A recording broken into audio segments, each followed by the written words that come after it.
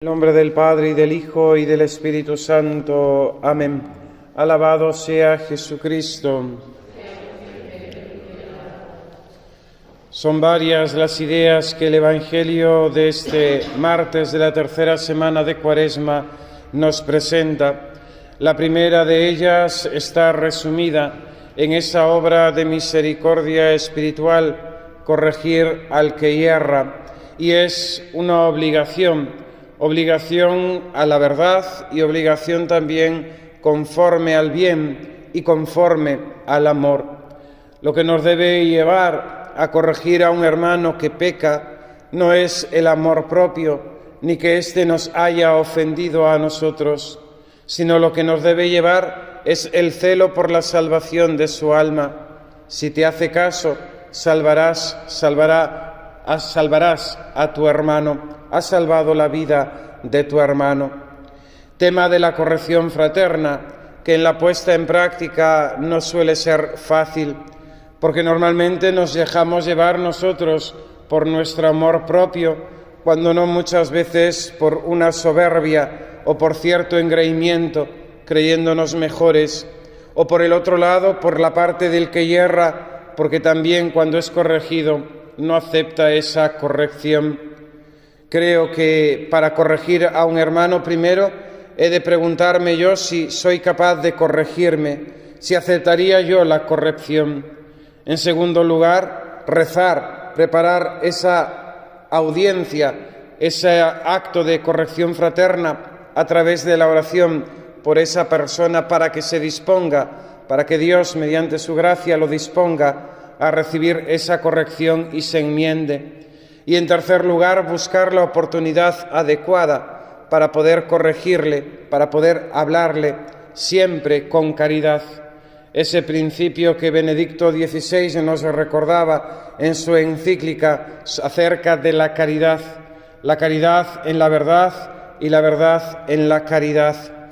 Siempre en ese sentido ha de llevarnos este celo por la salvación de nuestro prójimo y buscar siempre su bien. El segundo aspecto que aparece en el Evangelio de hoy es la eficacia de la oración comunitaria. Cuando 2 o 3 os reunís para pedir algo, mi Padre del cielo os lo concederá.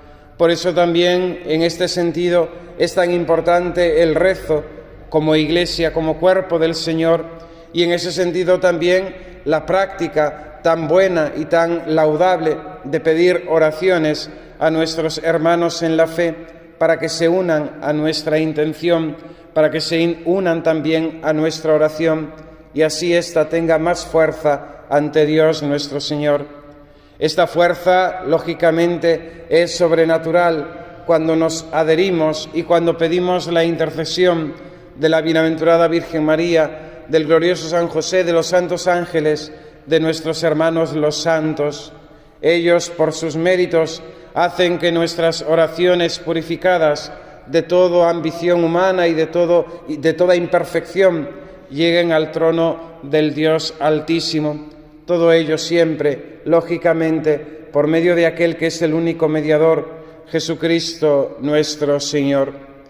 Con esa frase del Evangelio, lo que atéis en la tierra quedará atado en el cielo, y que lo que desatéis en la tierra quedará desatado en el cielo, que la escucharemos en otro lugar, cuando el Señor confía a los apóstoles el poder de perdonar los pecados. Aquí podemos entenderla nosotros en el sentido de que nuestras acciones, nuestro bien o nuestro mal, el bien que hacemos, el mal que hacemos, tienen consecuencias en la eternidad. Y esta ha de ser la clave que ha de estar siempre presente en nuestro obrar, sabiendo que nuestras acciones no simplemente se limitan a sus consecuencias inmediatas aquí abajo, sino que también tienen consecuencias en la eternidad.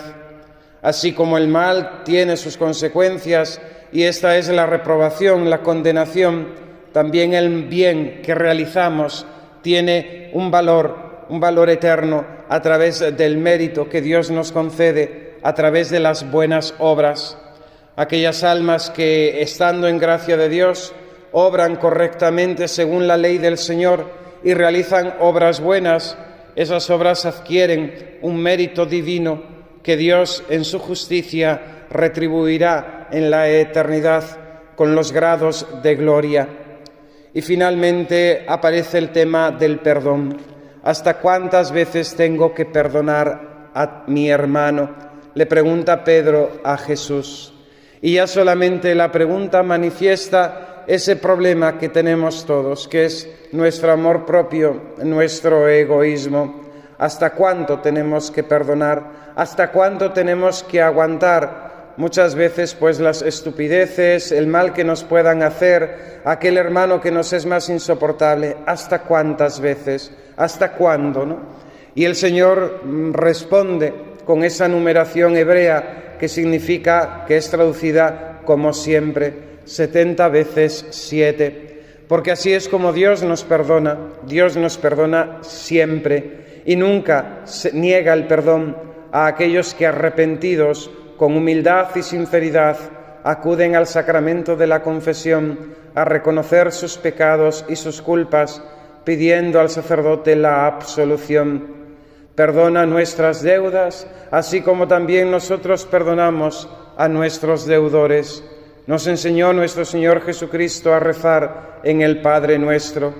Pero atención, que nuestras palabras no sean el motivo de nuestra condenación, porque si bien pedimos perdón a Dios, después tenemos un corazón duro para perdonar las ofensas que nos hacen a nosotros. Ese perdón no debe llevar solamente a olvidar la ofensa que nos han hecho, sino a desear el bien a nuestros propios enemigos, como nuestro Señor Jesucristo nos exige en el Evangelio. Amad a vuestros enemigos, bendecid a quienes os persiguen. Y esta es la máxima de la vivencia de la caridad cristiana, a semejanza de Cristo nuestro Señor. Solamente con un corazón divinizado, solamente con un corazón semejante al de Jesucristo, seremos capaces de perdonar las ofensas, de perdonar a aquellos que nos puedan hacer daño, como Cristo en la cruz pidió al Padre perdón en nombre de aquellos que lo estaban crucificando, y no solamente pidió perdón por ellos, sino que los exculpó de su pecado. Padre, perdónales, porque